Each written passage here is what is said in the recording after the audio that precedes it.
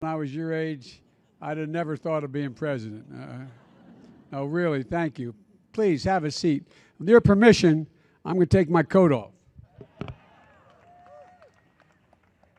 That doesn't mean I'm going to speak any longer. Folks, welcome to the White House, everybody. And thank you, Lavette, for this.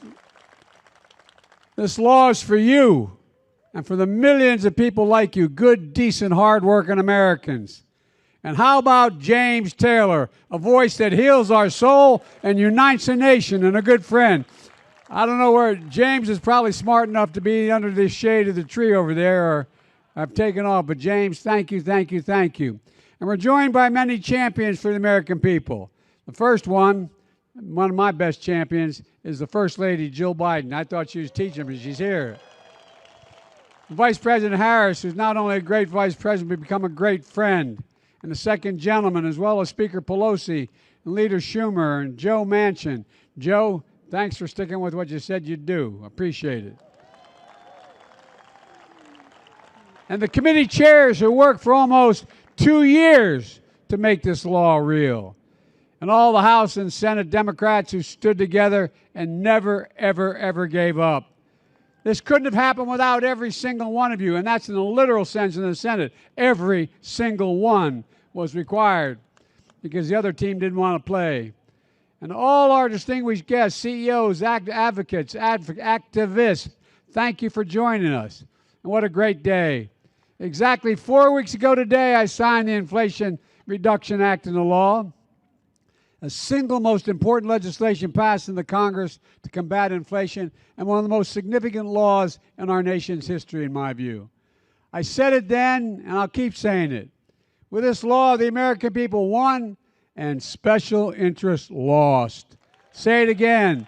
The American people won, and special interests lost. Folks, we're going to lower prescription drug costs, lower health insurance costs, lower energy costs for millions of families. I'm going to take the most aggressive action ever to confront the climate crisis and increase our energy security, ever in the whole world. And that's not hyperbole, that's a fact. We're going to build a future, the future, here in the United States of America, with American workers, with American companies, with American-made products. And after years of some of the biggest corporations in the United States paying zero in federal income tax, they'll now have to begin to literally pay their fair share. Today offers proof that the soul of America is vibrant, the future of America is bright, and the promise of America is real. It is real. It is real. This is an extraordinary story being written today in America by this administration as I step all over my coat. Good thing my mom's not around. But look, you're an awful lot of brave allies out there in the Congress. You took a lot of heat, and by so many determined advocates and activists all across the country. And as I look out on this lawn, I see leaders who made the government of America begin to work again, work for the people. Not special interests, for the people. Folks, look. Elected officials who stood up to the millions of dollars in attack ads from special interests, business leaders who were willing to endure the criticism of many of their colleagues, and so many people who fought for years to lower prescription drug prices and tackle the climate crisis. This is your victory. This is your victory, and that's a fact.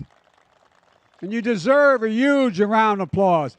Give them applause, all these people who stood up, every one of them. And let's hear it for the workers in the labor unions, mayors and local officials, environmental activists, students and young people, advocates for senior citizens and families. This is what it looks like when the American government works for the people. When we tell the powerful interests, no, you're not going to get your way. This time, not this year, not this time, not now. I say to some of my colleagues who've been around long, how long we've been fighting pharma, how long we've been taking on these interests. From the time I got to the Senate 720 years ago. I'm serious. Think about it. Let's be honest. Passing this law wasn't easy. I proposed it as soon as I got here, basically. And I've said that day that I was determined to work with Republicans. And I've done that on historic laws like the infrastructure law. Republicans came across the aisle and they've worked with us. And we got it done. Over $1.2 billion to reshape this nation's infrastructure. The CHIPS and Science Act and the PACT Act for veterans and their families. In fact, I think it's fair to say we've achieved more bipartisan agreement in these nearly 2 years in my presidency than anyone thought was even remotely possible when I entered office. So I thank the Republicans who stood up. And I'm proud of it. It's been good for the country. But I believe Republicans could have and should have joined us on this bill as well. After all, this bill cut costs for families, help reduce inflation at the kitchen table, because that's what they look at, how much of their monthly bills and how much do they have to pay out for their necessities. And it gave them just a little more breathing room, as my dad would say. This bill will lower the deficit. This bill alone is going to lower the deficit by $300 billion over the next decade, because it's going to pay less for prescription drugs. And that's on top of the $350 billion we reduced the deficit my first year. $350 billion reduction. And for this fiscal year, $1.5 trillion reduction in the deficit. So I don't want to hear it anymore about big spending Democrats. We spend, but we pay. Ladies and gentlemen, the last guy had this job, well, let me put it this way. This bill finally delivers on a promise that I've made to the American people for decades. But Republicans choose not to join us. In the end, every single Republican voted against this historic law. So it fell to the Democrats to meet this moment and deliver for the American people. And that's exactly what we did. We pay more for our prescription drugs than any developed nation in the world. Let me say that again. In America, we pay more for prescription drugs than any developed nation in the world. And there's no rhyme or reason to that. For years, so many of us have been trying to fix this problem.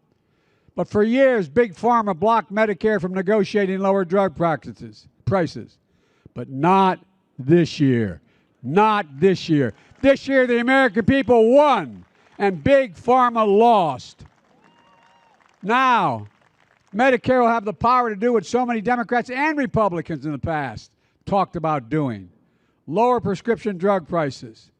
And seniors will see their out-of-pocket costs for their prescription drugs limited to $2,000 a year. They cannot pay a penny more than $2,000 a year, no matter how high their drug costs are, whether for cancer drugs or other drugs that can raise up to $70,000, $80,000 a year based on need. A maximum yearly cost of $2,000. And if you're on Medicare and you have diabetes, your cost of your insulin will be $35 for every insulin. And we wanted to cut the cost for insulin for everyone, including the hundreds of thousands of children with type 1 diabetes. I'll not ask for a show of hands, but I bet a lot of you out there have diabetes or your children do. But Republicans blocked limiting that cost to $35 for children.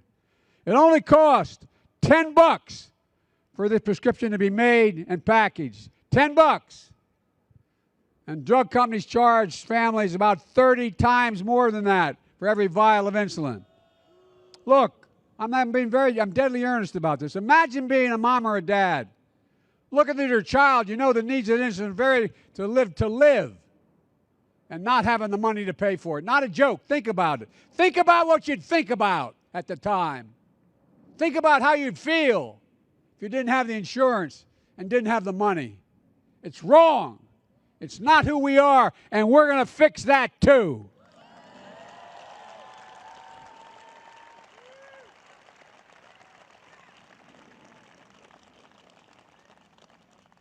We're going to come back at it and lower the cost of life-saving insulin for children and families as well.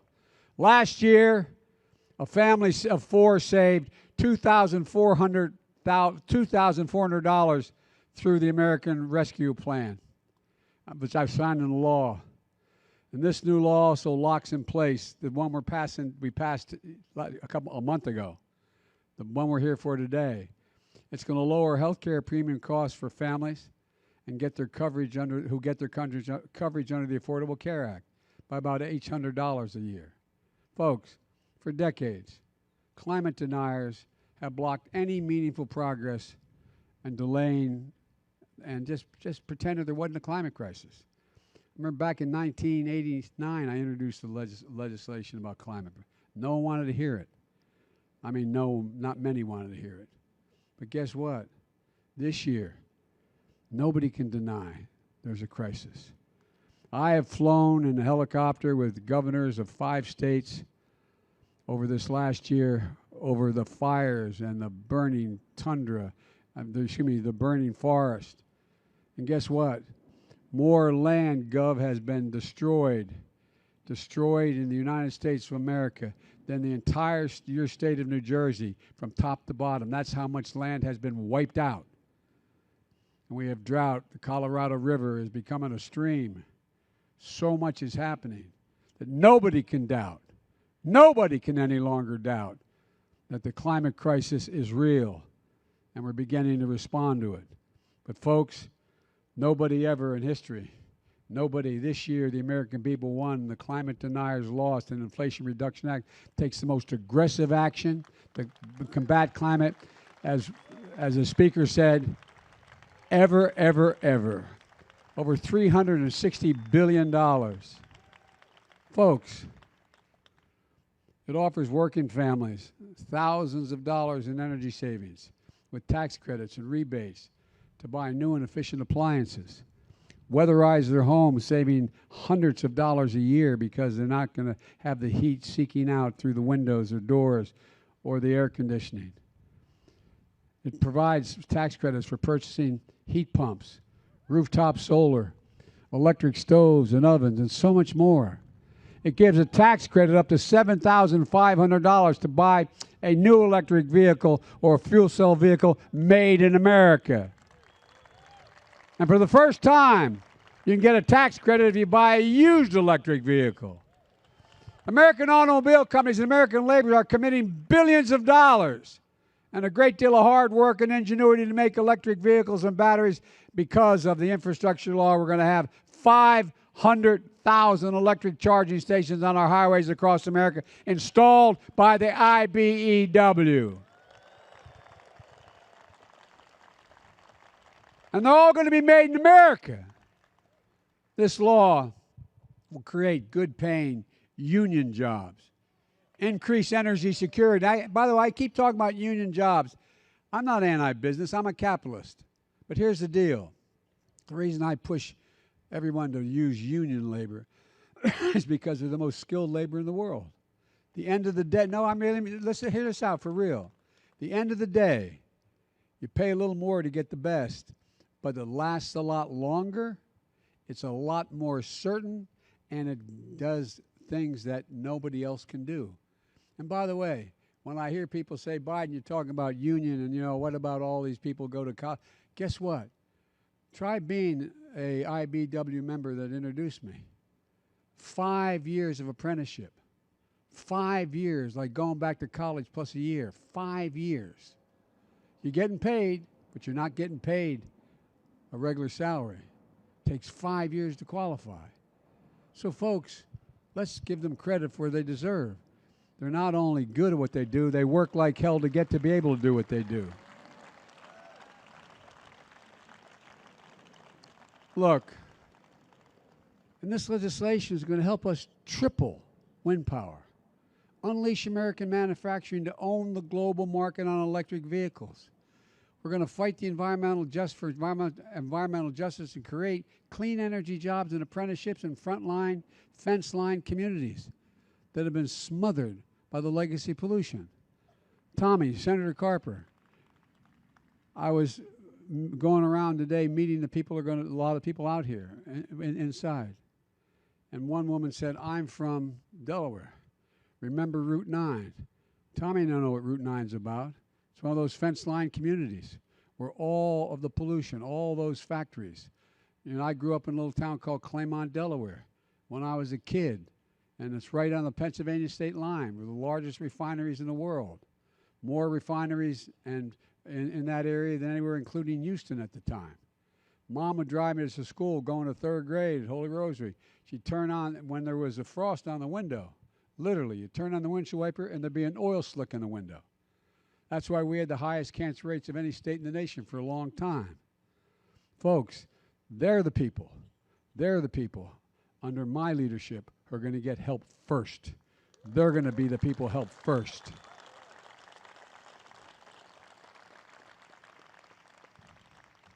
And look, this is about a future made in America. And I mean it sincerely. For decades, the biggest corporations in America fought to block a fair tax code. Under my predecessor, there was a $2 trillion tax cut, not a penny of which was paid for. And it mainly benefited the wealthiest 1% of the American people and the biggest corporations. 55 of the Fortune 500 companies made $40 billion and in 2020 and didn't pay a single penny in federal income tax. But this year, even though some of the biggest companies in America flooded capital with lobbyists and money, they lost and the people won. No corporation will have to pay, they'll have to pay a minimum tax of 15%, just 15%. The days of billion-dollar companies paying zero in taxes is over, I promise you. And folks, let's be crystal clear about something. No one, I said when I was running, I said when I got elected, and I've said every month since then, no one earning less than $400,000 a year in America will pay a single penny more in federal taxes as long as I'm the president. That's a commitment I made in the campaign, a commitment I'm keeping. This law is going to make a big difference for middle class and working class families. Finally, giving them a little bit, as my dad would say again, breathing room. It's a big step forward for the country. But it won't surprise you to hear that many Republicans are saying, what's their platform when you ask them?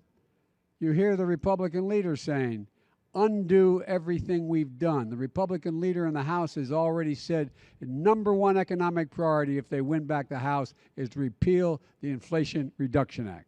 Number one.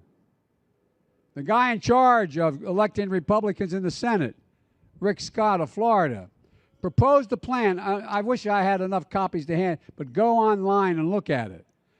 I really mean this. It's serious because you're going to be hard for you to believe. Proposed a plan requiring Congress to vote on the future of Social Security, Medicare, and Medicaid every 5 years. It's up for reauthorization. And I want to remind you, you paid for your Social Security. Every single paycheck from the time you were a kid, you paid for it. So every 5 years, Congress gets to vote, change, cut, reduce, or eliminate the entirety of Social Security. And it's not just Social Security. Everything as Senator Scott wants, everything in the federal budget to be up for 5 years. Nothing permanent. Nothing. That includes veterans benefits, Pell Grants, everything else. Look it up. It's hard to believe. I would think I'm exaggerating if I didn't look at it myself. And then along comes Senator Ron Johnson from Wisconsin. As my mother would say, God love him. He thinks 5 years is too long to wait. He wants to put the vote, Social Security, Medicare on the chopping block every single year. Let me remind you all, again, you paid for Social Security. You paid for Medicare. It's taken out of every single one of your paychecks. These guys never give up. Well, guess what? We're not going to give up either.